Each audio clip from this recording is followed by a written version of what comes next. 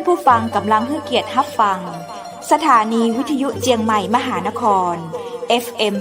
107.25 เมกะเฮิรตซ์อันดับต่อจากนี้ไปเจิญอู้จ๋ากำเมืองกับดีเจคำเพชรเจ้า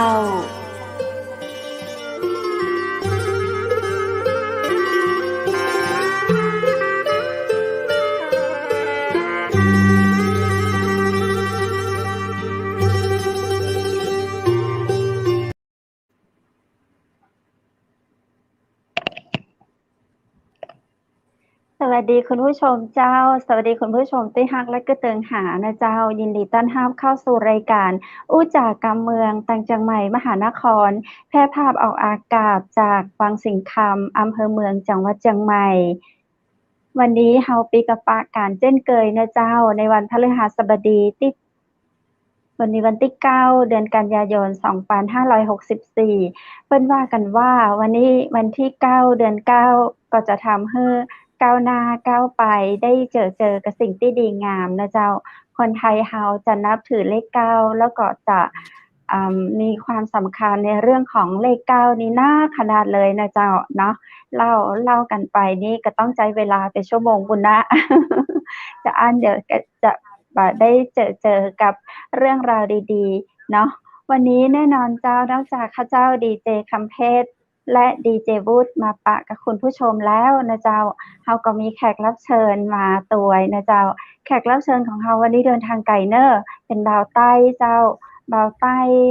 แต่เลยนะคือบ่ใช่อันใต้จังใหม่อันนี้คือใต้กรุงเทพล่องใต้ไปแฮมไกลเลยข้าเจ้าก็ยังบ่เคยไปเตื้อเคยกึดจะไปหลายเตื้อละใกล้ๆเลยไปถึงใกล้ๆละกึดว่าจะได้แวะแอวจังหวัดดังกล่าวนี้ละก็ยังบ่ได้แวะสักเตื้อวันนี้ได้เจอกับดีเจประจำสถานีวิทยุที่จังหวัดตรังนะเจ้าชื่อสถานีวิทยุลูกขนุนโอเคเรดิโอเนาะ FM 94.25 เมกะเฮิรตซ์อำเภอห้วยยอดจังหวัดตรังวันนี้คนใต้กับคนเหนือมาอู้ภาษาใต้กับภาษาเหนือใส่กัน เจ้าคุณผู้ชมติดตามชมได้เลยเนอะก็เดี๋ยวข้าเจ้าจะเชิญเปิ้นมาอู้จ่าตัวยในความเป็นนักจัดรายการเองแล้วก็เป็นช่างเทคนิคนะเจ้าสมัยก่อนเปิ้นจะฮ้องช่างเทคนิคเป็นคอนโทรลสถานีตัวยเนาะมีทำงานฝ่ายการตลาดเองหันต่างหากฝ่ายตรวจสอบสัญญาณตัวแหมโอ้คืออันนี้คือบุคคลคนเดียวกันทำได้ทุกอย่างคือเป็นนายสถานียันพานโรงอะถ้าเปรียบเทียบโรงเรียนนะเจ้าเปิ้นว่าโรงเรียนนี่มีครูอยู่คนหนึ่ง เป็นตั้งแต่พานโรงยันครูใหญ่ประมาณนั้นน่าจะใจเนาะถ้าข้าเจ้าไปนี่จะแตะหรือว่าแตะก็เดี๋ยวเฮามาปะตัวจริงเปิ้นเลยยินดีต้อนรับดีเจขนุนหรือว่าคุณบุญสมผลบุญเจ้าสวัสดีเจ้าคุณผู้เจ้าดีเจผู้เจ้าดีเจขนุนเดินทางรถไฟก็ค่ะคนตรังเพิ่นจะชอบใจรถไฟกันเนาะอันนี้ดีเจลูกขนุนก็เลยมาแต่ไมโครโฟนครับแต่ก่อนจะพบไมโครโฟนไว้ก่อนใช่ก่อนจะพบสัญญาณเจ้าใช่ก่อนจะพบดีเจลูกขนุนขอถามนิดนึงครับวันนี้ชุดนี่เป็นชุดจากเผ่าไหนครับเนี่ยอันนี้เป็นชุดกะเหรี่ยงเจ้ากะเหรี่ยงคือจะเป็นสาวทอใส่เองเจ้าทุกคนที่เป็นสาวคือแบบสาวบริสุทธิ์ที่ยังบ่แต่งงานเตื้อเพิ่นจะใส่เป็นชุดยาวแต่ถ้าแต่งงานแล้วก็จะกึ่งใส่แบบกึ่งนึงคือแบบแต่งงานแล้วประมาณนั้นเจ้าสวัสดีครับเจ้าดีเจขนุนสวัสดีเจ้าโอ้หล่อเหมือนลูกบนนเลยตั้งเหนือเพิ่นฮ้องขนุนว่าบานุนเจ้าลำพี่ลูกขนุนเปิดไมค์ด้วยครับสวัสดีครับผมสวัสดีเจ้าตึงรอตึงแจมเนาะว่าง เสียงข้าเจ้าเหมือนก้องๆแล้วก็เสียงดีเจเบามากเลยเจ้าดีเจวูด เดี๋ยวใส่นี้ก่อนเดี๋ยวไฟมันช็อตปาก รายการสดก็แบบนี้แหละครับนะ แสดงว่าไฟแรง เลยกดไฟช็อต สวัสดีทั้งพี่ดีเจตั้ม ใช่ไหมแล้วก็ ดีเจวูดเจ้าดีเจวูดกับดีเจคำเพชร ร้อน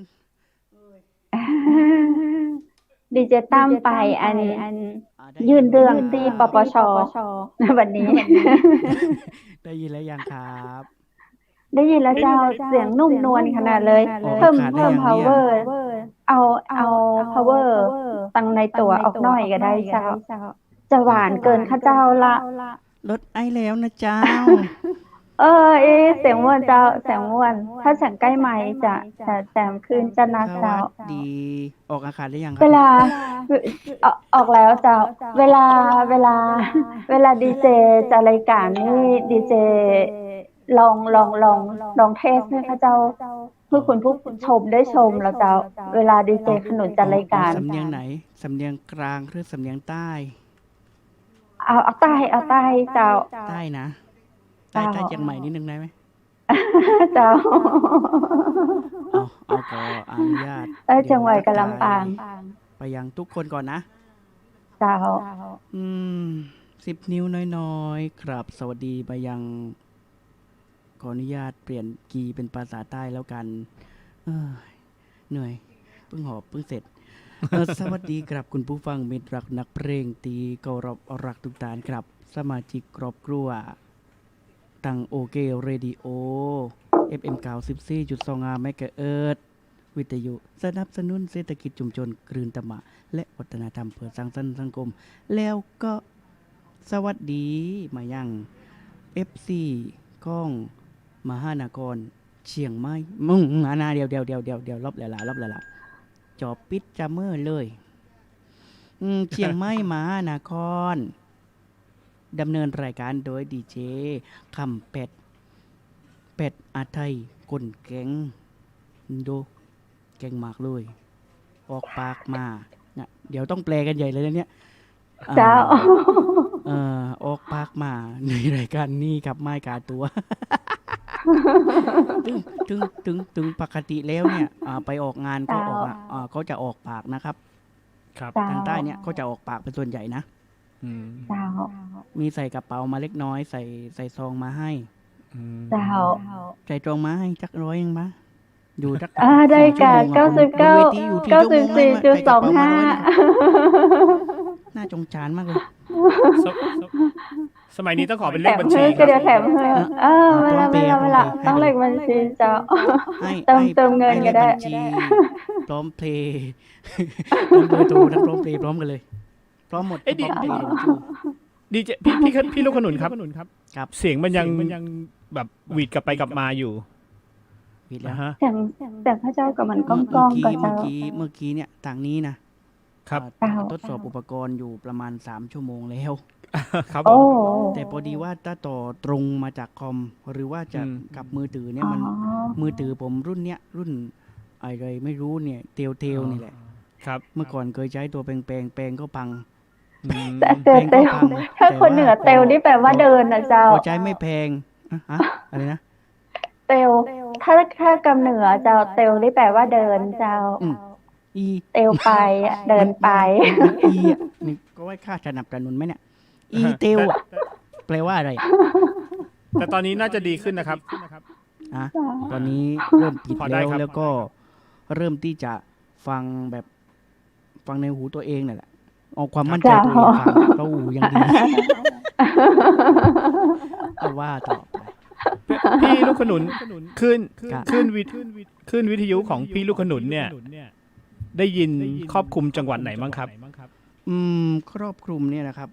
เมื่อกี้เพิ่งถ่ายรูปมาที่จริงเอารูปเดี๋ยวนะนอกเรื่องแป๊บนึงเมื่อกี้รูปเพิ่งถ่ายมารูปหนึ่งที่จริงถ้าถ่าย3 วันที่แล้วตรงให้รอเลยจะลงสมัครอบตด้วยโอ้นี่คุยกันได้ตั้งคืนนะเนี่ยเอาเข้าเรื่องเลยเข้าใจเจ้าดีเจไงดีเจ24 ชั่วโมงอู้เลยเดี๋ยวเรื่องนิดนึงเวลาจัดรายการเนี่ย 1 ชั่วโมง จัดเหมือน5 ชั่วโมงเลย อ๋อ เพราะว่าลาไม่เป็นครับ ลาไม่ลงครับ เจ้าได้ขึ้นเวทีแล้วลงมาได้ ใต้คืออัธยาศัยกับแฟนเพลงเนี่ยเหมือนครอบครัวเดียวกัน เจ้า ทางสถานีโอเคเรดิโอเนี่ยเขาเลยใช้คำว่า ครอบครัวโอเคเรดิโอแล้วก็ เจ้า ครอบคลุมพื้นที่ยังไม่ได้แชร์เลยผม ครอบคลุมไปยังพื้นที่จังหวัดตรังเกือบทั้งจังหวัด ครับ แล้วก็กระบี่ อืม ไปถึง เจ้า อำเภอกรองท่อม อืม อืม แล้วก็พัทลุงอำเภอป่าพยอมจัด โอ้ แล้วก็ไม่รู้มันแอบไปทางไหนมันไปสุ ลา ราษ ม ฎร์ หลาย ธานี จังหวัดนะเนี่ย มันไปจังหวัด กี่ สุราษฎร์ธานี วัดเจ้า ก็มันข้ามไปตรงไหนอ่ะไม่รู้อ่ะไกลนั่นอ่ะ กี่บาทเจ้า อ่ะ500 ส่งกี่บาทเจ้า ยอมรับ500 ไป เจ้าดี ไปเกือบทั่ว ใคร ภาคใต้เลยเดี๋ยวนี้ อืม เสาเราเจ้าเสา ในเกาะก็ได้ยินนะ ในเกาะในทะเล เจ้าเสา30หรือว่า60เจ้า ไม่รู้ว่าเป็นปอบอก500 ตามที่เขาให้มานั่นแหละ เจ้า อืม ดีเจขนมเจ้าข้าเจ้าจะบอกว่า เดี๋ยว วันนี้นะ นครศรีธรรมราชกระ วัน บี่ วัน ปัตตา โอ้ นี นคร แล้วก็ นครก็ห้ามได้พัทลุงก็ห้ามได้ อืมไปไกล อ๋อ พอสมควรเพราะว่า อุด ถ้าตามที่ผมรู้มาเพราะว่าผมไปถ้าไม่ติดโควิดเนี่ยนะ เจ้า ไปถึงภูเก็ต โอ้โห ทำหลายตัวเลย ห้าหลายวัดแต่วันเนี่ย ด้วยไปภูเก็ตด้วย เดี๋ยวครับพี่ เสานี่อยู่บนดอยอีก็ ประมาณนั้นมั้งผมเส้นตรง20 กิโลเมตรอะไรของมันไม่รู้อะ เจ้า ครับ ผมถามนิดนึงส่งสัญญาณวิดีโอส่งสัญญาณวิทยุเนี่ยโควิด มันทำให้มันทำให้ ของไข่ดังของข้าเจ้ากัน ของใครทำเนี่ยใครอย่าเพิ่งโตก็จะได้กันอยู่ มันโควิด โควิดมันเกี่ยวกับสัญญาณวิทยุด้วยเหรอครับ ไม่เกี่ยวครับไม่เกี่ยว แต่ ก็ ว่า ว่าเนาะ ที่มันเกี่ยวคือการเดินทาง อ๋อ เจ้า ตัวผมเนี่ยเป็นคนที่เดินทางบ่อย เพราะว่าเป็นขนส่งอะไรนะ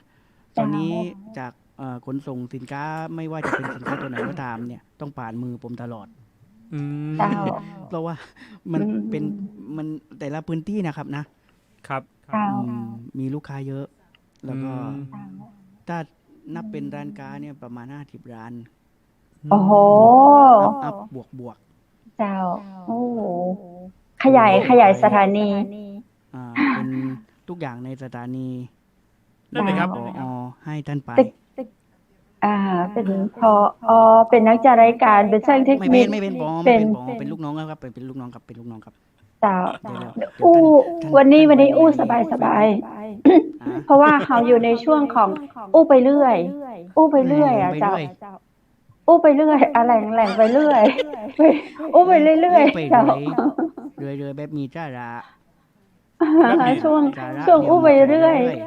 เจ้า แต่ได้สาระเจ้าอู้ไปอู้มาก็เดียวได้สาระละ อ่ะ เจ้า โอเค อู้ไป โอ เรื่ เค อยๆก็เดียวตึงได้สาระ ครับ โอเคเรดิโอนี่ เจ้า มีกี่ปีแล้วครับ ย่างเข้าสู่ปีที่ 17 ครับ ผม โอ้ เองก็ นานนะ มาอยู่ อ๋อ นี่ประมาณ เกิด 7 ปีหลั เกิ ง ดพร้อมกันเลย 7 ปีหลังมาพร้อมเทคโนโลยี เจ้า และมาพร้อมท่านนายก เมื่อก่อนอยู่อีกคลื่นหนึ่ง นายกคนปัจจุบันกับเจ้า ไม่ใช่เมื่อก่อนอยู่อีกคลื่นหนึ่งหัวเขาหายครับ ลาออกครับ อ๋อ เป็นปานโรมเหมือนกันครับ โอ๊ยพระเจ้าโดนแบนละ เปิดสถานียันปิดสถานีเมื่อก่อนดูหัวครับ ผมหัวหายครับ ไม่ได้ล้อมคอกครับ อืม เจ๊ขนม ก็เลย เจ้า ตัดสินใจลาออก เด้ ค อ รับ แล้วก็ พระเจ้า ต ซ้อก งาน หา ตอนที่ก่อนท่านประยุทธ์มา ดี ก่อนท่านนาย มัน ก บอก มา ว่าดีเจคำเพชรเสียงสะท้อนครับ แขกรับเชิญกับพี่วูดดีครับ หวัดดีครับหวัดดีผม เอ้ย ครับ เสียงข้าเจ้าสะท้อนอะไรอย่างนั้น มาที่มาหน้าที่แล้ว ครับ ก็ปิดละ ต้น โอเค ต้น เล เล ดี้ ดี้ทัดทอนบ้าง โอเคเรดิโอนี่เป็นรายการเกี่ยวกับอะไรครับหมายถึงว่า เป็น สถานี สโลแกนว่าคลื่นธรรมะและวัฒนธรรมเพื่อ ครับ สร้างสรรค์สังคม ครับผม อืม เดี๋ยวอ๋อไลฟ์สดได้ยังเนี่ย ไลฟ์อยู่แล้วครับไลฟ์ทางเชียงใหม่มหานครครับ แล้วติหน่อยเหอะ ครับ คืนนี้ทำไมเพจเยอะจัง ผมขอถามหน่อยเถอะผมไปไม่ถูกแล้วเนี่ย YouTube ก็ไป อีกสักพักจะใกล้เคียงกับ7-Elevenแล้วครับ ครับผม แล้วพี่ดีเจวุฒิจัดตอนไหนครับ อ๋ออย่างนี้ครับต้องบอกพี่ลูกขนุนว่าจริง ๆ แล้ว ผมเนี่ยมีหน้าที่เหมือนลูกพี่ขนุนเลย อ่า คือจริงๆอะตั้งใจอยากจะมาเป็นช่างเทคนิค อืม ก็ขอสมัครงานกับเขา ว่าขอ เป็น เป็นช่าง อะไร เทคนิค สงสัยอยู่แม่เสลียงและไกลครับ ครับ อ่าฮะแล้วตอนหลังเนี่ยก็คุณคำเพชรก็เลยขอว่า อย่าเป็นช่างเทคนิคเลย หรือกระทำไปด้วย อืม เป็นช่างเทคนิคด้วย เป็นโปรดิวเซอร์ไปด้วย เป็นโปรดิวเซอร์ดีกว่าครับอย่าเรียกว่าเป็นดีเจเลย ทางนี้ อ่าฮะ เขาเรียกว่าทางนี้อ๋อไปไหนแล้วอะ เดี๋ยวคงมาครับแม่เสลียง คำเพชรไอ้ ครับ แล้วพี่ พี่กับเป็ดไปห้องน้ำ พี่ลูกขนุนนี่จัดรายการวันไหนบ้างครับ จัดรายการถ้าไม่ไลฟ์สดเนี่ยถ้าไม่ไลฟ์สดด้วยอ่ะไม่ไลฟ์สดนะตอนหัวรุ่งตี 5เลย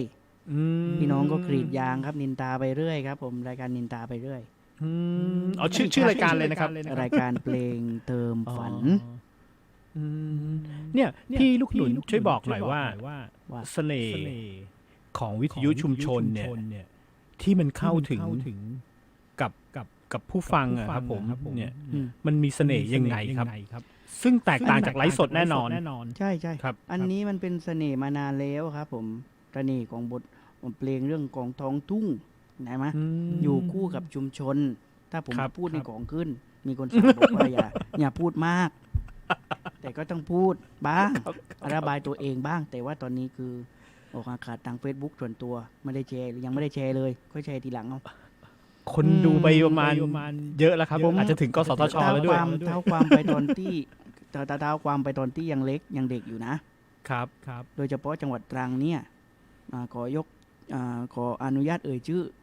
หน่อยได้ไหมได้ไหม ได้เลยครับ อาปนา อืม วิทยุมีที่บ้านไม่ได้ฟัง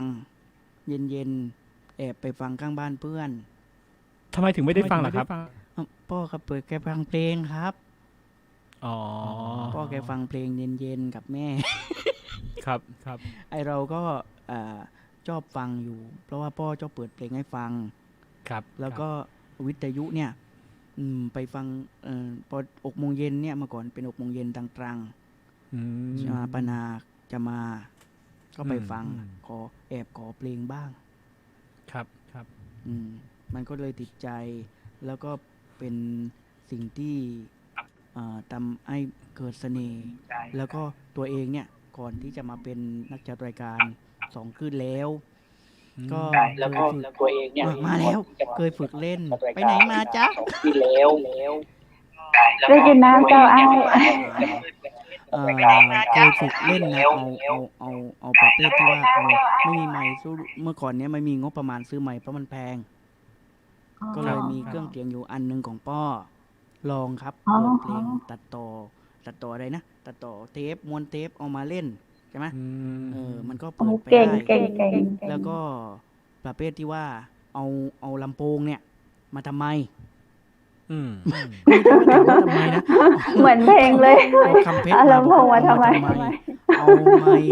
เอาลำโพง เอามา เนี่ย ทำไม ต่อ ร้อง เข้าดูไมค์ทำไมอะโลแล้วก็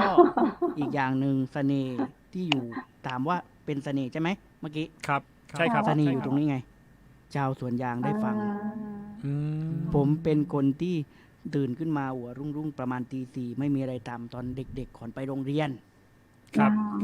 นี่มาตรงประเด็นเลยเนี่ย อืม แล้วก็เอานั่นแหละ ยกลำโพงมา ไว้ข้างนอกหน้าต่าง ครับ ที่หน้าต่างเนี่ยมีไมค์อยู่อันที่ทำนั่นแหละ แล้วก็เปิดเพลงจากม้วนที่เปิดนั่นแหละ ให้ชาวสวนยางฟัง แล้วหลังจากนั้นมา ก็เกิดเหตุการณ์พลิกผันครับ ผมเยอะมากเลยจนกลายมาเป็นตรงเนี้ยตัดต่อ แต่มันเป็นตรงเนี้ยคือจะได้เจ้า คอมพิวเตอร์ค่ะพิการแล้วอะ อืม ต่อ ครับเดี๋ยว อ่า ก็คือเปิดเพลงให้กับชาวสวนยางฟัง ใช่ครับผม แล้วเขาจะได้ยินขนาดไหนล่ะครับพี่ อะไรนะฮะ เขาจะได้ยินยังไงอะครับ เปิดลำโพง จาก เสีย คุ ง ณ ดัง วุฒิ เลย ก ค ล้ รั อบ ง เสียงหมดเลยครับ อืม เปิดวอลลุ่มมีเท่าไหร่อ่ะ60 70 100 80ครับผม ดังทั้งหมู่บ้านเลยถ้าสวนยาง อะไร เล ข ย องเธอไม่หลับไม่นอนลวกเพื่อนก็นอนเธอเปิดเพลงให้เขาฟัง แต่ว่าพอดีว่าคนข้างบ้านบอกร้อย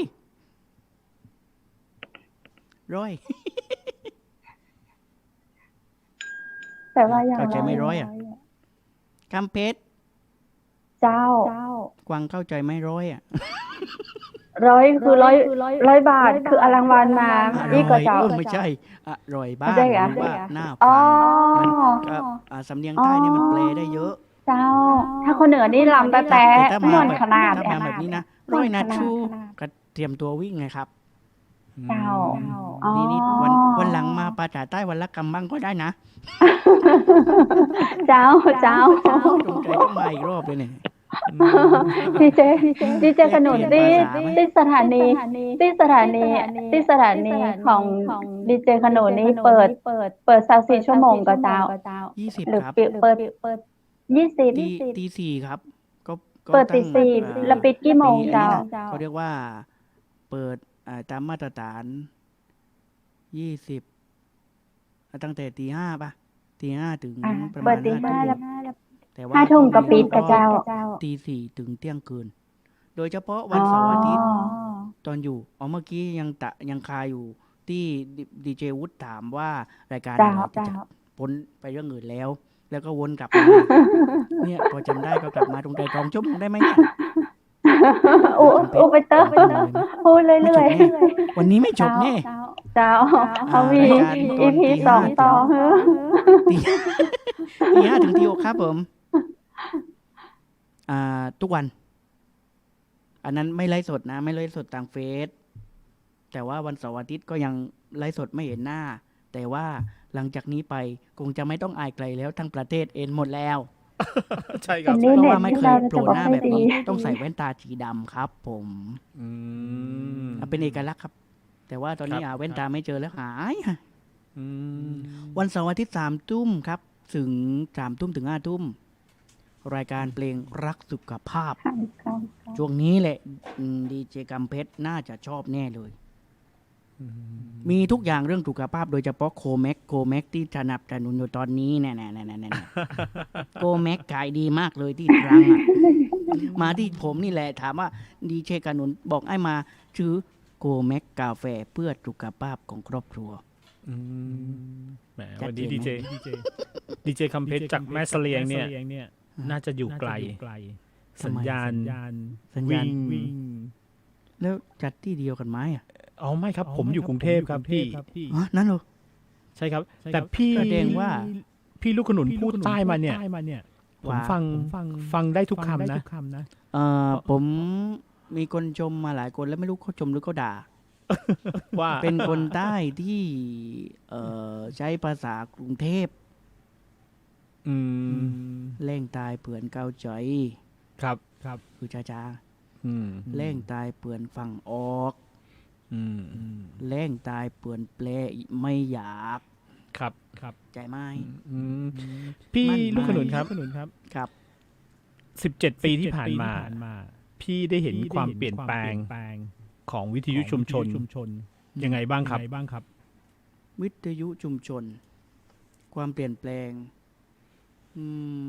ความเปลี่ยนแปลงที่เห็นมันก็ระยะหลังสักประมาณ 3-4 ปีที่ผ่านมานะ เจ้า เข้าสู่ในยุคเทคโนโลยี โดยเฉพาะตอนนี้ของทางสถานีเนี่ยตั้งแต่ผมมาอยู่เนี่ย ไม่ได้สถานีอื่นไม่พูดแล้วที่โอเคเรดิโอเนี่ยเปลี่ยนแปลงไปเยอะ หนึ่งก็มีเว็บไซต์ให้ฟังเว็บไซต์ตอนแรกก่อนจะทำก็ทำความเข้าใจกับเจ้าของสถานีด้วยตัวเองแล้วก็เพื่อนๆด้วย ก็ว่าทำไปทำไมนะทีแรกนะ คือบอกว่าเพื่อเพื่อนพี่น้องที่อยู่ไกลๆกรุงเทพหรือตรงไหน หรือต่างจังหวัดหรือต่างประเทศ ได้ฟังกัน เราก็ไม่รู้ว่าเขาฟังเท่าไหร่กี่คน เพราะว่า เจ้า ปล่อยไปเฉยๆนั่นแหละแต่ว่าระยะหลังเนี่ยได้รับการตอบรับมามันเป็นการเปลี่ยนผ่านด้วยเข้าสู่ยุคดิจิตอลใช่ไหมครับแล้วก็ล่าสุดเนี่ยทางสถานีเนี่ยจับมือร่วมกับชมรมอยู่ในเครือข่ายชมรมช่อสะอาดด้วยนะก็ทีแรกก็ไม่ค่อยเข้าใจแล้วก็ช่อสะอาดก็ทำอะไรเอาตังค์เราไหมแหลงปันนี้แหละแหลงตรงๆนี่ครึ่งชั่วโมงแล้ว ว่าคุยกับช่อสะอาดไปผมเป็นฝ่ายเทคนิคดูแลเรื่องตรงนี้อยู่เลยไงแล้วก็ถามเขาว่าครบปีแล้วครบปีผมนับทุกวันนะครบปีแล้วจะเอางบประมาณไหมครับถ้าเอาผมปิดนะ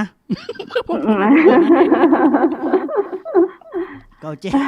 เดี๋ยวขออนุญาตไปกินน้ำก่อน เจ้า แหม เป็นได้ว่าคุณรู้ฟังแล้วเจ้า ต่อ เจ้า สนุกมาก ปกติอยู่หลังไมค์ไงบ่มีใครเห็นหน้าตาไง หน้าเอาปันนี้ วัน อีกไหม นี้เดี๋ยวเปิดเพลงเดี๋ยวพักเปิดเพลงออกไปกินน้ำได้ แต่ตอนเนี้ยต้องอยู่หน้าไมค์จ้อเลยนะดีเจขนุน เป็นรายการที่1 ชั่วโมงเต็มๆแขกรับเชิ เจ้า ญ ก็ห้องน้ำกับได้ห้ามเจ็บท้องห้ามหิวข้าว เมื่อวานเห็นดีเจกัมเป็ดกินอยู่นะน้ำอ่ะ อ๋อ สดๆนะ รับพออยู่ ติดตาม มัน ต ก็ ลอดเลย ห้ามไปห้องน้ำห้ามไปห้องน้ำ ปลาไปด้วยปลาไปห้องน้ำด้วย เอาแต่ไหนถึงไหนแล้ว ถึงไหนละ มาถึง เจ้า ที่ถึงจอดราดแล้ว ครับ เจ้า เมื่อ2-3 วันที่แล้วผมเห็นใน Facebook ของเชียงใหม่มหานครบอกว่า เจ้า ดีใจจังได้อยู่กับจอดราดแล้ว เจ้า เป็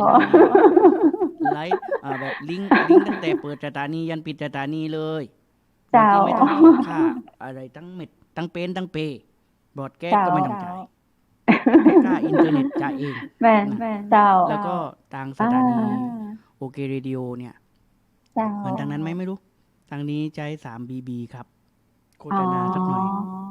ที่บ้านตอนนี้ที่ออกอากาศอยู่ก็3BB ครับ1 กิกะบิตครับผม เจ้า โฆษณาสักหน่อย แล้วก็ขายดีโกเม็กขายดีครับโกเม็ก เจ้าอ๋อเหมือนกันเลยนะเนี่ยเชียงใหม่บ้านนครกระจาย3BB แล้วก็เนี่ยโกเมกก็เป็นสปอนเซอร์ เจ้าของคุณแอร์คุณเอเนาะ มีอีกอย่าง เจ้า เดี๋ยวให้ดีเจกัมเป็ดไป ไม่รู้เป็นยังไงไลฟ์กรุ๊ปครับขายอาหารเพื่อสุขภาพครับอาหารเสริมผลิตภัณฑ์เพื่อสุขภาพ ที่ดูที่ผมบอกว่าผมอยู่ในการเช็คสัญญาณตรงนี้ใช่นะไปตรงนู้นแล้ววกไปเรื่องอีก9 เรื่องอะไรนะ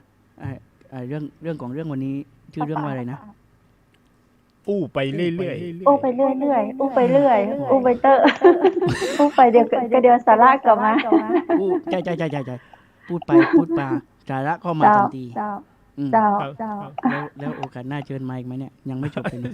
ๆยังไม่จบครับยังไม่จบ 29 นาทีเลย29 นาที29 แล้ว นาที ส่วนมากจัดรายการ 31 นาที ครับ พี่ลูกขนุนก็จะใช้ภาษาใต้ ใช่ ทั้งหมด เล่งตายปันนีป่าจ้าปันนีแล้วก็ไม่ดัดเที่ยงตัวเองปันนี เดี๋ยว เจ้า อ่อนปันนียกขึ้นตึ้งหัวเจ้าจะหมวงเงียจะริดกะจัดแบบนี้อ่ะ เจ้าดีเจขนุนเจ้ายังฟังเหนือนี่เนาะเปิ้นจะมีภาษาเหนือเปิ้นจะฮ้องเป็นภาษาพื้นเมืองกำเมืองภาษาล้านนาแล้วต่างใต้ดีเปิ้นฮ้องไว้ได้เปิ้นฮ้องว่าแหล่งใต้อย่างเดียวเลยกับเจ้าหรือว่ามีอย่างอื่นด้วย ลูกผสมครับ แหล่งใต้ภาษาทักษิณอีนี่ก็ยังเชียงใหม่ว่ามีภาษาล้านนาเจ้า ยังไม่มีครับจะมาป่ะ จะมาด้วยหรือเปล่า ใบเตื้อกลัวโควิด ไม่ต้องมาดังนั้นแหละไลน์ก็ได้เสาร์อาทิตย์ว่างอยู่3 ทุ่มถึง5 ทุ่มเป็นรายการเพื่อสุขภาพแต่ว่าแหลงไปเรื่อยได้ แต่ว่าแหลงมีสาระเหมือนกัน เจ้า อุ้ยมีคนชมมา ว่า ทางไลน์ ดี ดีเจหน้านวลมาก ดีเจขนุนหน้าหวาน นี่ผม มาก ต้องชมผมต้องของ ามเหรอ ชื่นชม คะ ไปทางโปร เจ้า ดิวเซอร์ทีมงานด้วยนะครับ เจ้า ดีเจอ๋อนี่แหละทีจองได้อกจองทีนี่แหละ เจ้า พูดผมคุยกับผมทั้งวันกลัวผมลืมกลัวผมลืมพี่คะเดี๋ยวปันนั้น เดี๋ยวปันนี้ เดี๋ยวปันนู้นเดี๋ยวปันนี้นะเจ้า ดีเจออกว่าเป็นสาวเชียงใหม่เจ้า ดีมีทีมงานผมชื่นชมคือเชียงใหม่มากนะก่อนนะสุดยอดเลย เจ้า นี่มีทีมงานครบเลยทุกแผนกเลยทีมงานปลุก ขอบคุณเจ้า นี่เจอ๋อเลยแหละทีมงานปลุก เจ้า ปลุกพลัง นอกจาก อ๋อ ชาวสวนยางละมีแบบคนทำงานแบบประมงอย่างเงี้ย ครับผม อยู่ในทะเล ฟังในเรือได้ก่อ พ่อค้าแม่ขายในเฮือ อืม เจ้า ในเรืองประมง อืม ก็มีตามนั่นแหละ แต่ว่า เจ้า เขาโทรมาไม่ได้เลยมันสัญ อื ชาติ มเจ้า แต่ว่าบางคนก็ส่งไลน์ อืม เจ้า อันนี้มันเป็นเสน่ห์ของวิทยุ วิ ชุม ทยุ ชนเลยครับพี่ ทางใต้เนี่ยทางสถานีโอเคเรดิโอเนี่ยมี เจ้า สมาชิกนักจัดรายการอยู่15ชีวิต โอ้เยอะมาก เดิน อ๋อเยอะเจ้า15ชีวิตนี่อย่างมาเปิด3-4ชั่วโมงไปเลย ไม่ครับพักผ่อนครับกลัวเครื่องพังครับมีเครื่องตรงอยู่เครื่องเดียวครับผม ราคาแพงมากๆ ดีเจขนุนข้าเจ้าจะเล่าให้ฟัง เมื่อก่อนนี้ข้าเจ้าจัดรายการอยู่ที่แม่ฮ่องสอนสถานีวิทยุคลื่นเสียงสารวินปิดเที่ยงคืน พอเที่ยงคืนเจ้ามีแม่หญิงหมายถึงผู้หญิง สวยตวยขี่รถถีบมาเจ้าเอาวิทยุมาตวย แล้วก็เอาวิทยุมาข้อประตูห้องที่สถานี บอกว่าให้เปิดสถานีมาเดียวนี้ เพราะว่าก่อนหน้านี้ดีเจบอกว่าห้ามคุณผู้ฟังนอนหลับคืออยู่เป็นกู้คุณผู้ฟังก่อน ใช่ มาเดี๋ยวนี้คุณผู้ฟังนอนบัดลับ ใช่ สถานีต้องเปิด ถ้าคุณผู้ฟังรับก่อน มีวิทยุ เที่ยงคืนจะให้เปิดเจ้า ก็เลยได้เปิด24ชั่วโมง เดี๋ยวกระเพชรอยากจะบอกว่าที่สถานีวิทยุเนี่ย มีร้านค้าของท่านผอ.ด้วย แล้วก็วิทยุมาขายด้วย เจ้า มีแฟนเพลงบอกว่า เจ้า ดีจังเลยวิทยุคลื่นนี้ อืม ผมเทสให้หมดเลย เจ้า เปิดปุ๊บติดสถานี 94.5 มาปั๊บ ปั๊บไม่ว่าจะไปไหนฟังได้หมด เจ้า คือต่อสายพานได้แล้ว เจ้า ต่อสายพานแล้วหมุนขึ้นตรงแล้วจูนขึ้นตรงแล้วก็ต่อสายพานออกเอามาขายครับ อ๋อ เปิดขายเครื่องเลย ต่อไว้ขึ้นเดียว ก็จะไม่ ห้ามหมุนไปขึ้นอื่น ก็จะไม่วิ่งไปขึ้นไหนไงอืมบางคนก็วิ่งขึ้นของเขาอะนะ เจ้า ฟั ตั้งไว้เลย ขึ้น ตั้งไว้ ฟังเพลงจากขึ้นไป 94.25เช็คเครื่องนี้ขึ้นเดียว แล้วก็แฟนเพลงลงทุนแบบนี้น่ารักมากเลย วิทยุเครื่องหนึ่งเอาไว้ฟัง350 ตั้งไว้แล้ว อีกเครื่องหนึ่งหน้าบ้านให้เพื่อนเขาฟัง แล้วแต่เขาเลยจะหมุนไปไหน34 นาทีแล้ว เจ้า กลุ่มคนฟังที่ฟังอะครับพี่ มีเท่าที่เช็คดูมีอายุแบบวัยรุ่น โอ้35 35 ก็ยัง ถึง 35 90 อัพ อ๋อแสดงว่าคนทำงานก็ยังฟังวิทยุกันอยู่ ใช่ครับ เจ้า มีไม่ใช่ว่าต่ำกว่า 35 ไม่มีนะมี เด็ก 4 ขวบ แล้วครับ น้ากระหนุนลุงกระหนุนปูป๋าขอหมดเพลงวัยรุ่นก็เปิด เอาไป แต่ว่าส่วนใหญ่ถ้าเป็นเพลงแนวเก่าๆหน่อย จะโยนไปให้อาจารย์อีกท่านหนึ่ง อ๋อ ในช่วง5 โมงเย็น เจ้า อันนั้นฟังเปิดไปบ่นไปครับ ไป เปิดไป คนฟังชอบเนอะ แล้วก็ด่าไปต้อง5 โมงเย็น เอาถ้าอย่างนี้นะครับ พี่ขนุนครับ ครับ วิทยุเนี่ย ในความคิดของพี่อะมันก็ยังอยู่ ไม่ได้ล้มหายไปเหมือนสื่อ ไม่ได้ไปไหน อื่ อน ยู่ในใจแฟนเพลงนี่แหละ ถ้าใครเครียดนะ ถ้าตังโอเคเรดิโอว่ายอดเนี่ย ถ้าใครเครียดต้องมาคลายเครียดช่วง 10 โมงถึงเที่ยง จันทร์ถึงศุกร์รับรองว่าท้อง มีรายการ แน่ ตลก ไม่รู้ก็ว่าตลกมาจากไหนคนจัดรายการเครียดมานะคนจัดรายการคนจัดรายการเครียดมา แต่ว่าพอมาเจอแฟนเพลงเนี่ยหัวเราะ อ่า กันแบบว่าตั้ง2 ชั่วโมงเลย เจ้าอ่า สนุกดี เจ้าเวลาแบบถึงแม้ว่าเขาจะเจอเรื่องราวอย่างมากระตามเนาะพอหูฟังครอบหัว พอไฟออนแอร์เปิดมาอยู่ตรงหน้า เขาต้องกลายเป็นคนที่แบบเพื่อความสุขเพื่อความสนุกตลกเฮฮาปาร์ตี้ไป เจ้า ทิ้งหน้า ทิ้งตั้งหลัง เอาความขม อ่า ขื่นไปทิ้งไว้หน้าวงชงแล้วก็กระโดดเข้ามาสู่ใหม่แล้ว ถูกต้องเจ้า นี่คืออาชีพเป็นห้องว่าดีเจอาชีพโดยแท้เจ้าดีเจต้องเป็นจะอีเจ้า ครับครับ มั่น คน มั่น คน นี้ ครับคนจัดรายการนะครับผมก็จะมีแบบวัยที่แตกต่างกัน อ่าผม ของโอเคเรดิโอ ในสถานีเนี่ยผมน้อยสุดแล้ว เป็นดีเจบูธกองนะเจ้า ที่ เป็นข้าเจ้ากับกอง เกือบ80แล้วคนหนึ่ง อืม เป็นปูชนีย เจ้า สถานของสถานี เป็นรุ่นบุกเบิกครับรุ่นบุกเบิกเจ้า ทางสถานีนี่จัดกันมา อ๋อ 17 ปี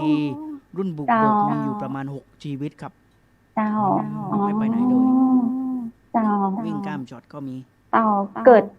กิดมาต่อสถานีตังยังไปมหานครตังขึ้นเสียงสารวินกับ17 ปีเจ้าอายุเท่ากันเลยรุ่นเดียวกันเลย แล้วตอนนี้ออกอากาศทางไหนบ้างเนี่ย ออกเหมือนกันเนี่ยเจ้า ออกอากาศตอนเนี้ย แล้วมามีช่องเพจ Facebook YouTube เจ้า จะทางเชียงใหม่มหานครมีอยู่ประมาณ5 เพจภาษาไทยภาษาอังกฤษภาษาลาวภาษาเชียงใหม่เจ้า แหม เจ้า อันนี้ต้องเดี๋ยวคงต้องถามดีเจอ๋อ อืม เจ้า ถามดีเจอ๋อ ดี ด้วย ไม่ทำมาเยอะ ครับ มีเยอะ ว่างๆจำบ้านดีเจอ๋อบ้างนะทำไมจำเยอะ พี่ ดีเจ ลูก อ๋อ ห ไม่ มู ช ค อ รั บบ จัดรายการเมื่อคืนเจ้า ครับถามนิดนึงว่าอย่างช่วงโควิดที่ผ่านมาเนี่ยทางโอเคเรดิโอครับมีการแบบว่าช่วยเหลือประชาชนหรือว่าเป็นสื่อช่วยยังไงครับช่วยเล่าให้ฟังหน่ ถ้า อยครับ ถามว่าโอเคเรดิโอได้ช่วยเหลือประชาชนไหมก็ทุกภารกิจครับไม่เฉพาะโควิด เนาะ ทุกภารกิจ เปิ้นห้องอย่างมาเปิ้นใจมาเนี่ยมด ท่านผอสถานีท่านเป็นคนใจบุญครับ เจ้า ทำสถานีมาไม่กลัวขาดทุนครับเพราะขาดทุน เจ้า ท่านบอกว่าขาดทุนเท่าไหร่ไม่ว่า ให้มี เจ้า ให้ครอบครัวเราอยู่ได้ ได้มีความสุข ชัด เจ้า เจนคำนี้ เจ้า อืม ลดเงินเดือนดีเจได้ สิ่งที่เขาให้คุณผู้ฟังมันก็เป็นบุญอยู่แล้วนะคุณผู้ฟังบ่เคยจ่ายเงินเลยสักบาทเป็นการให้ที่ดี วิทยุนี่คือแบบได้บุญล้วน เพลงบ้างเลยแหละ ๆประกาศงานวัดเนี่ยเดี๋ยวทอดกฐินวัดนี้วันที่นี้เดี๋ยวคนเหนือเป็นทองตาลแตนเจ้าวันพุธวันถือช่วงนี้ก็จะเป็นเทศกาลตาลแตนผ้าป่า ประกาศงานจบฟรี เจ้ามีทุกอย่างแหละ งานบุญฟรี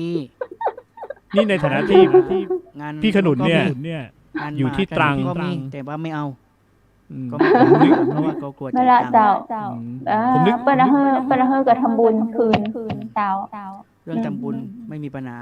เพราะว่า เจ้า ไปหมดทางสถานี เจ้า วิทยุเนี่ยท่านผอไปหมด อืม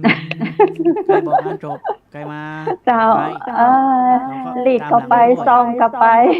จองก็ไปจองอย่างเดียวไม่ไปช่วงโควิดนี่ได้แต่จองอย่างเดียวคนไม่ไปกลัวไม่กลัวแล้วจองเกมแล้ววันนี้ เก้าเจ้า ของผมอีกวันที่ 9 เดือน 9 วันที่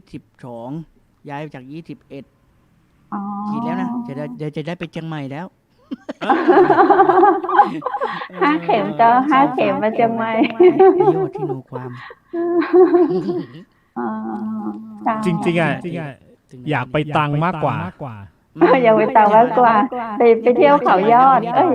เขายอดใช่ไหมเขามีเขามีเขามีอะไรนะ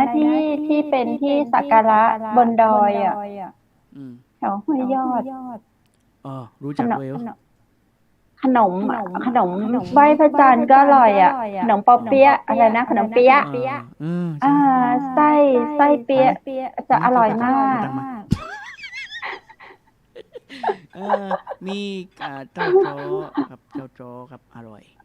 แล้วก็ เจ้า หมูย่างเมืองตรังมาถึงตรังไม่กินหมูย่างแล้วเสียชื่อหมด อ๋อ ไม่ถึง ใช่มีหมูย่างอะไรอีกนะที่ตรัง ถ้านั่งรถไฟ ด้วย ไปสุดเลยเนี่ย จะจบตรงแค่ตรังหรือว่ายังไปที่อื่นต่อได้ครับ ไปไหนอะ นั่งรถไฟอะครับ นั่งรถไฟไปกันตังครับสุด อ๋อสุดท้ายใต้สุดเลย ที่ไม่ใช่ใต้สุดเลยที่ตรังเนี่ย ถึงมาเล สุดไม่ ถึงไหม ที่ คะ ตรังเนี่ย ไม่ ไป ถึง สุดสายที่กันตัง อ๋อ แต่ว่าถ้าแยกตังทุ่งสงเนี่ยไปถึงนู้นแหละส่งไงโกลกออกนู้นแหละ อ๋อ นู้นแหละ คนละ อะไรทีนู้นแหละ ออกนู้นเลยอินโดนีเซียมาเลเซีย อืม ไปจุตังทุ่งสงแล้วก็จะไปมาเลเซียก็ได้ปาดังเบสอะ อย่างนี้โอเคลีโอ อ๋อ เลย ปา ดี ดังเบซา ผ่านเหตุการณ์ เป็นทรีเลนสบายแล้ว เยอะๆมานานแล้ว จะเป็น8 เลนแล้วครับ อืม ตอนนี้เริ่มเลนแล้วครับ เหลือแต่เลน ไม่มีเลยนั้นในโปรแกรม เจ้าม่วนเนาะเปิงดีเจว่า ถ้าใครหัวเราะมาฟังกี่โมงก็จะ ตอนนี้ 10 คน โม ช ง อยู่กี่คนแล้วครับเนี่ย 10 โมงถึง 11 โมง อ่ะ นั่นแหละเจ้า อะไรครั ถ้าอยากให้หัว ถ้าอยากฟังอย่างตลกก็ 14.25 เวลา 10 โมง เอาแบบนี้นับไปเรื่อย เจ้า ๆถ้าใครอยากจะกรีดยางและฟังเพลงเพลินๆต้องตี 5 ถึงตี 6 ถ้าใครอยากจะฟังข่าวและมุกตลกต้องไปอยู่ตี 6 ถึงตี 8 หลังจากนั้นใครที่รักสุขภาพต้องเป็นดีเจสาววิเท่านั้น น้องวิพี่วินั่นแหละต้องประมาณ8 โมงถึง 9 โมงครับ แล้วใครจะอยากจะหัวเราะท้องแก่งตีลังกา ฟังก็ได้ต้อง 10 โมงถึงเที่ยง ถ้าใครอยากอาเฮแบบไอ้ดีเจหัวเราะคนเดียว ต้อง บ่ายโมงถึงบ่าย 3 หรือว่าใครอยากจะฟังแบบคุณแม่ขอรับคุณแม่ครับ ที่นี่ก็มีบ่าย 4 ถึง 5 โมงเย็น ถ้า เพลงลูกกรุงก็จะ ถ้าใครอยากจะฟังแบบนิยายชีวิต โอ้โห มีตัวไว้ แบบจัดเต็มไม่ใช่นี่จะเล่าให้ฟังแกแบบจะเล่าให้ฟังอ่ะ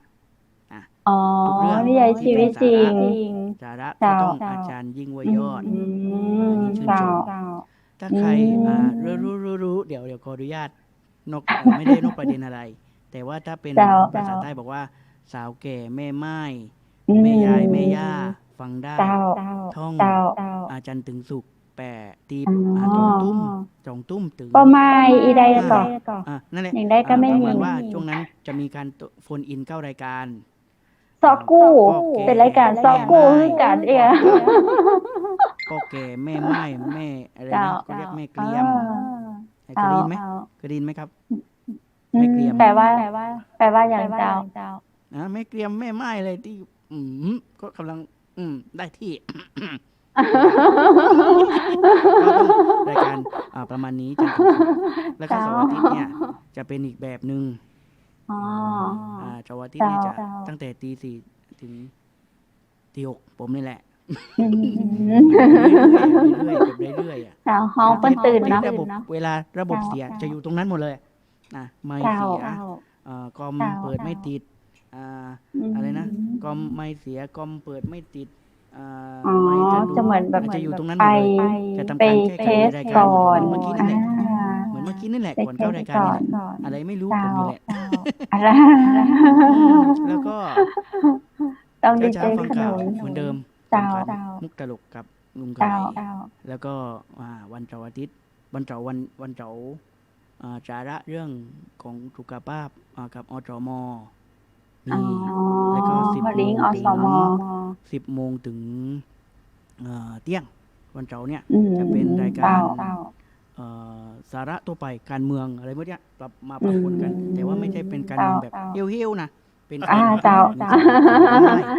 ฟังได้ เป็นการเมืองการบ้านการเมือง แล้วก็ประมาณเนี้ยครับวนไปงั้นนะครับจนถึงเที่ยงคืนครับ เจ้า จบกัน ที่อสมก็คือเป็นอสมมาจัดรายการสดที่สถานีเฮาอ๋อเจ้ามีห่วมกับชุมชนเนาะ อตมมาแบบนี้รับสาย เจ้า ทำไมนะคะแค่นี้แหละ อืม อ่า อ่า แล้วต่อ ดีเนาะเจ้าวางผังรายการไว้แบบทุกชั่วโมงมีคุณค่ามากๆเลย 15 คน อืม เดินมา เจ้า ชนกัน อืมตอนนี้คือจัดในห้องสดตื่น15หรือว่าบ้านไผ่บ้านมัน หรือว่าแยกไม้แยกหูฟัง ทำไม่เป็นครับยัง เจ้า เรียนรู้ ต้องเข้าห้องส่ง ไม่ถนัดอันนี้ประชาใต้บอกไม่ชับตีแล้ว อืมมากลัวคัสเตอร์กับเจ้า ไอ้เรื่องโควิดก็กลัว แซวเล่น กลัว แซวเล่น ไม่ได้จัดรายการก็กลัว เจ้า ก็เลยมาที่ส เขา ถานีครับพกเขาวางมาตรการ พกทั้ง คื เม็ อ ดพก นักจัด เจล รายการ ล้าง เขา มือเจลล้างมือ เจ้า ไม่ได้วัดอุณหภูมิเขาวัดกันมาเองอะ เจ้า เพ อ๋อ ราะว่าเขาปารถ เจ้าย นต์กันมา เจ้า อืม ใครเจ็บ แล้วก็ ใคร มา ใครเจ็บคอบ่ได้กินกับบ่เพิ่งเข้าห้องเลยนะ อืมถ้ามีเจลล้างมืออยู่3 ขวดครับ เจ้าอ๋อ ก่อนขึ้นบันได เจ้า ต้องล้างเบิ่ง3 ขวดก่อน ก่อนเปิดประตูก้าวมาในห้องนี้ช่างเทคนิคบอกให้ล้างมือก่อนตลอดครับ เจ้า 1 นาทีล้างครั้งครับผมมือ เอ้า ขาวแล้วครับผม มือลอกมาแล้วกะ มือลอกมาแล้วครับพี่เชฟพูดจะพูดอะไรเนี่ย สถานการณ์ที่ตังเป็นไงบ้างครับพี่ สถานการณ์โควิดเหรอน่าเป็นห่วงนะ โอ้ที่ตังเหรอครับน่าเป็นห่วง สถานการณ์โควิดที่ตรังน่าเป็นห่วงที่ผมอยู่ เจ้า นี่ก็น่าเป็นห่วงแต่ก็เลี่ยงพยายามเลี่ยงครับ เจ้า เรื่องตอนนี้เรื่องค้าขายเรื่องการส่งสินค้าก็เงียบครับผม อ๋อ นะยอมรับว่าเงียบ แต่ว่าก็ เจ้า ลุ้นอยู่เหมือนกันทุกวัน ครับ วันหนึ่งโผล่มาสักเจ้าหนึ่งได้ค่าขนมติดนึง อืม อะไรแบบนี้ เจ้า ประมาณเนี้ยครับ ก็ สิ้น จะให้มัน สิ้นปี แบบ สิ้นปี เอา นี้ กระปุกมาทุบ จะ กิน ขอ ก่อน จะขอไปเที่ยวถ้ำมรกต อ๋อมายินดีครับ เดี๋ยวถ้า โอ้ มา สิ้นปีเลย ดีกว่ามั้งครับ สิ้นปีจะไปเหรอรู้เรารอดูโควิดก่อนไหม 3 เข็มยังครับ อ๋อผมเพิ่งเข็มแรกครับ คุณพูด1 เข็มลิเจกัมเพชร2 เข็ม รวม2 คน3 เข็ม ดีเจกัมเพชรบินมาก่อนเลยบินมาก่อนเลย ใน อย่าไป ในสายตาสาย ต้องรอดท้องมังกร สายตาพี่ลูกขนุนน่ะ แล้ว สิ้น ท้อง ปี มังกร สิ้นปีน่าจะเที่ยวได้ไหมครับ ขอบนี่แหละ สิ้นปีน่าจะเที่ยวได้ไหมครับพี่ จาก ในสย การ ต ประเมิน พี่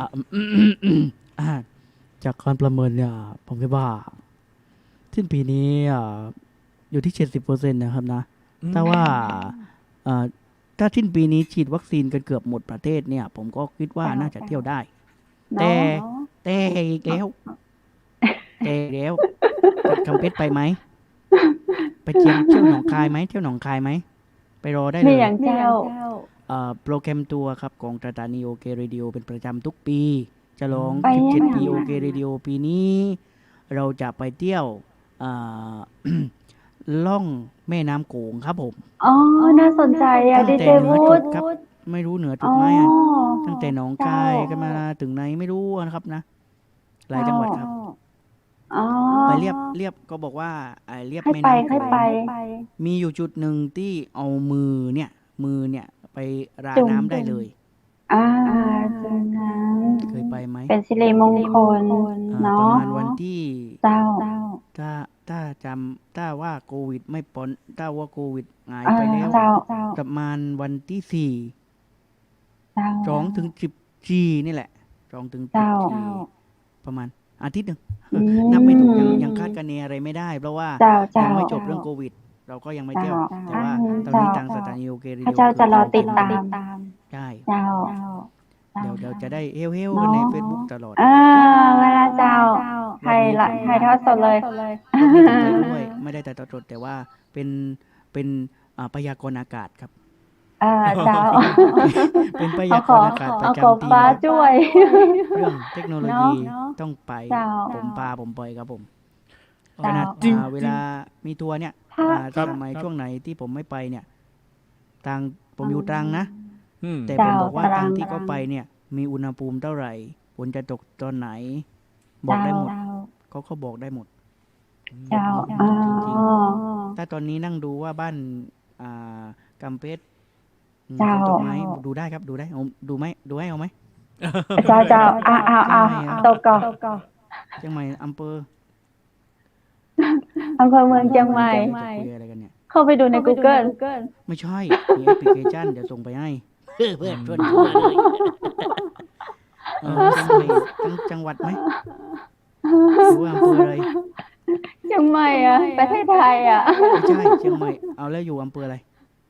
อำเภอเมืองเชียงใหม่ เมืองเชียงใหม่นะ เจ้า น่าจะร้อนนะ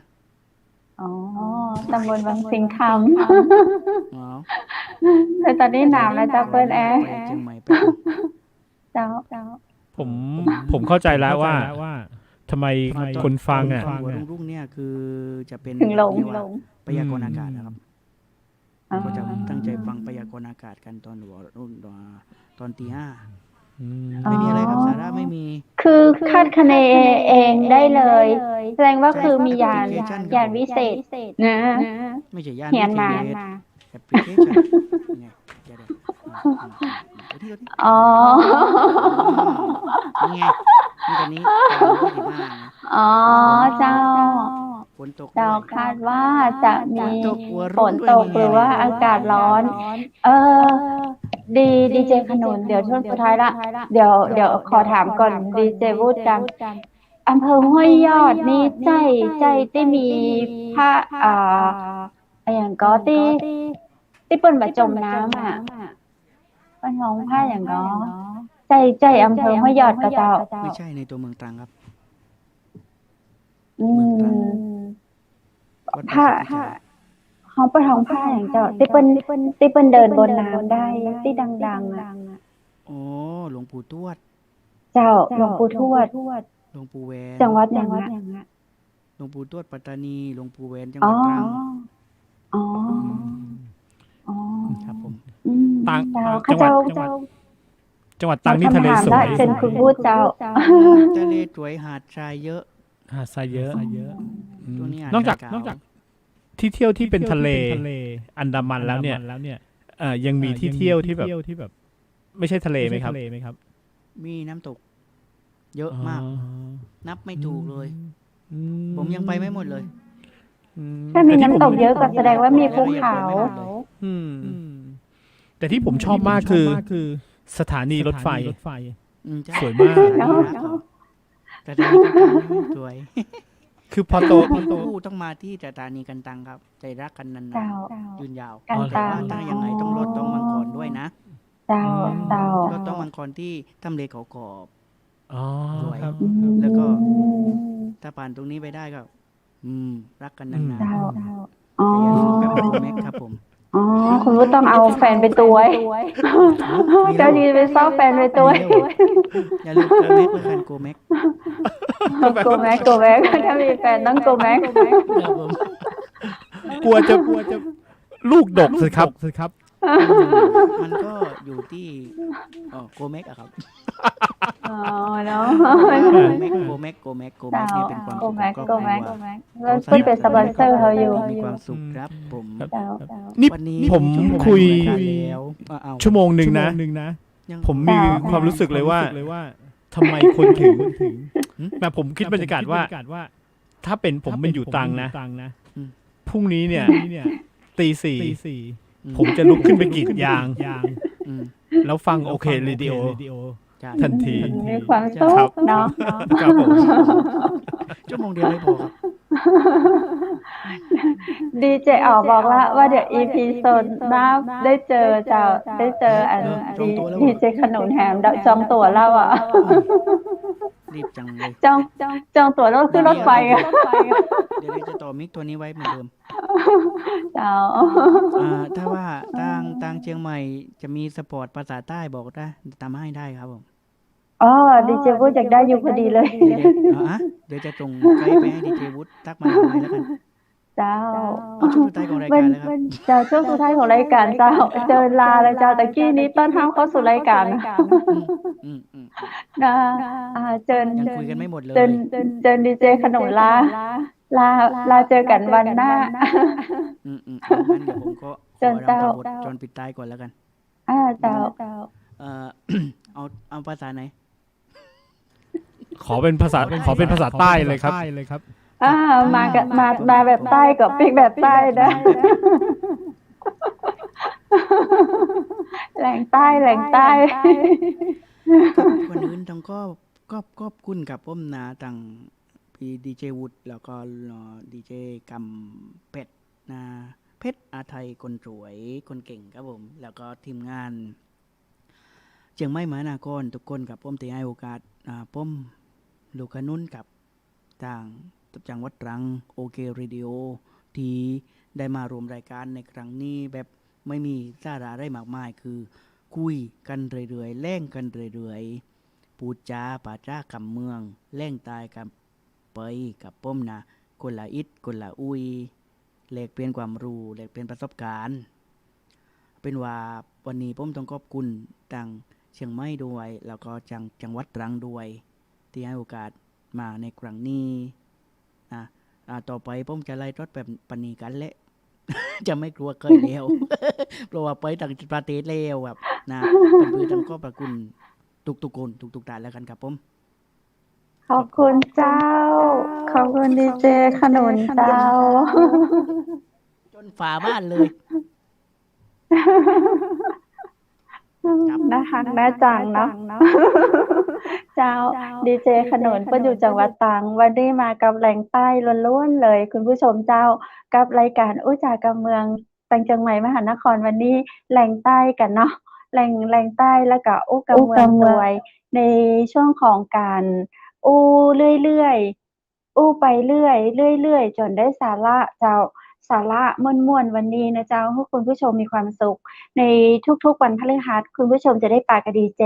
เนาะส่วนใหญ่เวลาเราดูทีวีเราก็จะเห็นเปิ้นเอาดารามาออกเนาะโทรทัศน์ช่องหั่นเอาดารามาออกเอาดารามาส่วนใหญ่ดีเจก็จะอยู่กับล้างไม้ได้ยินก็เสียงดีเจรายการต่างจังหวัดมหานครเราก็เลยขอโอกาสเปิดช่องให้ดีเจได้มาโผล่หน้าโผล่ตาให้คุณผู้ฟังของเปิ้นได้รับชมหน้าค่าตาของดีเจเปิ้นเนาะว่าหน้าตาเป็นจะได้เนาะบ่เคยได้ฟังหน้าเลยฟังเพลงมาเป็น17 ปีละวันนี้ได้เห็นหน้าได้เห็นค่าตาของดีเจขนุนจังหวัดตรังสัปดาห์หน้าจะเป็นดีเจจากจังหวัดไหนอย่าติดตามชมนะเจ้าถ้าจำมาผิดนะเจ้าน่าจะเป็นดีเจต่างจังหวัดนครสวรรค์เนาะใครเจอกับดีเจจังหวัดไหนเอิ้นมานะเจ้าดีเจจะมาอู้ทุกวันพฤหัสบดีเนาะก็จะมาอู้ไปเรื่อยจะเอี้ยแล้วก็ได้สาระดีๆเฮาก็ได้รู้ได้เห็นภาคใต้เนาะเปิ้นมีอันหยังดีพร้อมอย่างที่ดีเจเปิ้นบอกสถานีเปิ้นเปิดตั้งแต่ตี 4เนาะมาทำกิจกรรมมาเปิดเพลงมาอู้มาจาภาษาใต้แหล่งใต้กับคนมากรีดยางทำยางเปิ้นจะทำมาเจ้ากันล่อเนาะแล้วก็มีจนถึงเมื่อค่ำเมื่อคืนมีสาระดีๆมีชุมชนมาร่วมจัดรายการมีอสมเข้ามาเจ้าก็ได้รู้ว่าสถานีนี้มีประโยชน์นักกับชุมชนนั้นๆเนาะจังหวัดไหนทำสถานีวิทยุก็จะมีประโยชน์ให้กับชุมชนจังหวัดแต่ละตีเนาะก็จะมีความแตกต่างกันไปบรรณาเจ้าส่วนใหญ่ก็จะให้ความสำคัญกับประชาชนเป็นส่วนใหญ่เปิดกิจการทำมาผู้อำนวยการแต่ละสถานีจุดประสงค์ก็คือสร้างความสุขให้กับประชาชนบำบัดความสุขทางจิตใจให้กับประชาชนมีเพลงม่วนๆให้เปิ้นฟังบ่ได้เปิดตามใจดีเจนะเพลงที่สถานีแต่ละสถานีเปิ้นเปิดส่วนใหญ่เปิ้นก็จะเปิดตามที่คุณผู้ฟังเปิ้นขอมาเนาะจะมีหลักคือต้องเปิดเพลงที่คุณผู้ฟังขอเต่าอันอย่างสถานีเชียงใหม่มหานครขึ้นเสียงสารวินที่เขาเจ้าดูแลบริหารกันอยู่ก็จะเป็นในลักษณะนี้เช่นกันคือเราจะตวยใจคุณผู้ฟังนะเจ้าเพราะว่าเปิ้นอาจจะตุกอกตุกใจเนาะเครียดเนี่ยมาฟังสถานี ให้สบายใจให้มีความสุขให้ใครหัวให้อารมณ์ดีอารมณ์ดีนี่เป็นอันดับหนึ่งของการดูแลสุขภาพที่พี่หมอบัญชาบอกวันก่อนว่าอารมณ์นี่สำคัญยิ่งนักนะเจ้าอารมณ์ดีกำจัดเชื้อบดีในร่างกายของเราได้เนาะต่อต้านเชื้อไวรัสโควิด19ได้ตัวไข้หัวไว้ไข้หัวไว้ถ้าเชื้อโรคมันมาเดี๋ยวมันก็ตึงปิวออกไปละแม่ มันใจนางไข้หัววันค่ำนะเจ้ามันก็ต้องดูแลในเรื่องอื่นโดยสวมแมสล้างมือน้ำมันล้างมืออย่างอันดีเจขนุนบอกว่าก่อนจะเข้าไปห้องส่งจัดรายการเนี่ยต้องล้างมือ3 รอบนะเจ้าผ่านขั้นตอน3 เตื้อล้างมือโอ้มือถ้าจะเข้าเนาะออกมาหน้าใหม่กับคุณผู้ฟังที่แต่เข้าไปอยู่ในห้องคนเดียวนะนั่งอยู่คนเดียวไม่ได้เจอใครหรอกแต่ก็ป้องกันไว้เผื่อคนอื่นมาจัดรายการต่อเฮาเนาะอย่างเชียงใหม่มหานครนี่คือแบบคนเดียวเลย คือเขาคนเดียวแล้วก็อยู่บ้านใครบ้านมันจัดกันไปก่อนเจ้าข้าเจ้าอยู่แม่เสลียงเนาะจัดรายการออนไปที่เชียงใหม่มหานครดีเจวุฒิก็อยู่บ้านที่กรุงเทพมหานครออนไปที่เชียงใหม่มหานครดีเจขนุนออนแอร์อยู่ที่จังหวัดตรังเขาก็ส่งเข้าไปที่เครื่องส่งที่เชียงใหม่มหานครเจ้าโอ้อยากจ๋าแรงใต้ต่อเนาะ หมดเวลาเห็นละคุณผู้ชมเจ้าวันนี้วันพฤหัสบดีที่9 กันยายนก็ถือว่าเป็นวันสุดท้ายของสัปดาห์ในการที่เฮาปะกันในรายการอุจาการเมืองต่างจังหวัดมหานครเนาะหยุดวันศุกร์วันเสาร์และวันอาทิตย์3 วันนะเจ้าเนาะดูแลสุขภาพกันให้ดีๆเนอะเฮาจะปิกมาปะกันแฮมในวันจันทร์หน้านะเจ้าวันจันทร์หน้ามีเรื่องราวดีๆมากับผู้ท่านที่มีสาระแน่นอนเนาะวันจันทร์วันอังคารวันพุธและวันพฤหัสบดีหน้าเจ้ามีโปรแกรมยาวเลยมีคนแซวเนาะยาวเลยจองแต่ละท่านกว่าจะมาได้ออกรายการนะเจ้าเนาะท่านใดสนใจอยากจะร่วมรายการติดต่อได้นะเจ้าที่คุณนุชและก็คุณอ๋อฝ่ายประสานงานของเชียงใหม่มหานครนะเจ้าติดต่อได้กับเจ้าหน้าที่ของทีมงานเชียงใหม่มหานครได้ทุกคนยินดีต้อนรับนะเจ้าจะเป็นการมาจ๋าด้วยกันจ๋าก็หมายถึงสนทนาเนี่ยเนาะภาษาไทยคือสนทนาปราศัยกันเจ้ามาจ๋าด้วยกันหรือว่ามีผลิตภัณฑ์สินค้ามารีวิวมาช่วยกันสร้างเศรษฐกิจไทยเพื่อดีขึ้นบ้านเหนือมีอย่างขายบ้านใต้มีอย่างมาฝากโฆษณาประชาสัมพันธ์ได้นะเจ้าสำหรับวันนี้นั้นข้าเจ้าและทีมงานขอขอบคุณสปอนเซอร์ใจดีเนาะผลิตภัณฑ์กาแฟโกแม็กนะเจ้าเหมือนอันดีเจขนุนบอกป้าใจจะให้พลังดีต้องกาแฟโกแม็กสำหรับท่านชายนะเจ้าจะกินก่อนนอนหรือว่าตื่นมาเมื่อเช้าก็ได้นะ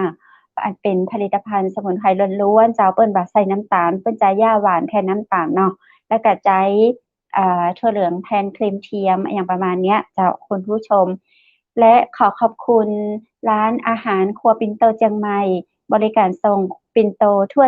อำเภอเมืองจังหวัดเชียงใหม่นะเจ้าโทรสั่งอาหารปิ่นโตได้ที่0818843354โทรสั่งได้กุวันนะเจ้าแม้วันเสาร์วันอาทิตย์ที่รายการหยุดแต่ว่าครัวปิ่นโตบ่หยุดเจ้าเปิดกุวันขอบคุณโรงแรมแม่เสลียงเวียงงามเช่นเดียวกันโรงแรมก็บ่ได้ปิดไปตัวยรายการข้าเจ้าเนอะโรงแรมก็ยังเปิด24 ชั่วโมงเจ้าเปิดบริการ24 ชั่วโมงโทรสำรองจองห้องพักโรงแรมแม่เสลียงเวียงงามได้ที่0536214444นะเจ้า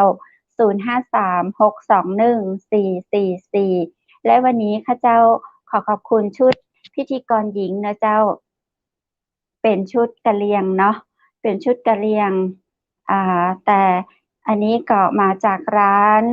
ผ้าพื้นเมืองชุดไทยใหญ่แม่เสลียงเจ้าสามารถสอบถามรายละเอียดเพิ่มเติมได้เรื่องของชุดบริการส่งทั่วประเทศไทยตีเบอร์โทรศัพท์0826166889นะเจ้าขอขอบคุณคุณผู้ชมที่ฮักทุกคนทุกท่านที่อยู่เป็นกู้ข้าเจ้าและทีมงานมาตลอด1 ชั่วโมงนะเจ้าวันนี้เอาเสียงไข้หัวมาฝากกันขอบคุณตังดีเจลูกขนุนตังจังหวัดตรังแหมก้ามนะเจ้าพร้อมกับคุณผู้ชมลากัน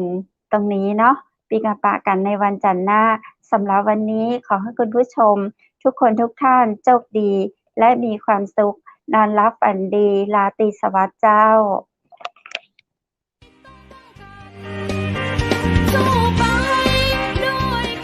สถานีวิทยุเจียงใหม่มหานคร 107.25 เมกะเฮิรตซ์ ขอแสดงความห่วงใยและเป็นกำลังใจให้ทุกท่านในช่วงการระบาดของโรคโควิด -19 ในครั้งนี้เพื่อลดความเสี่ยงควรสวมหน้ากากอนามัยทุกครั้งล้างมือเป็นประจำขอให้อยู่ที่บ้านให้นักที่สุดด้วยความปรารถนาดีจากหมู่เฮาเจ้าเจียงใหม่มหานครสนับสนุนโดยกาแฟโกแม็กคอฟฟี่และโรงแรมแม่เสรียงเวียงงามโทร 053-621-444 และ 081-595-2883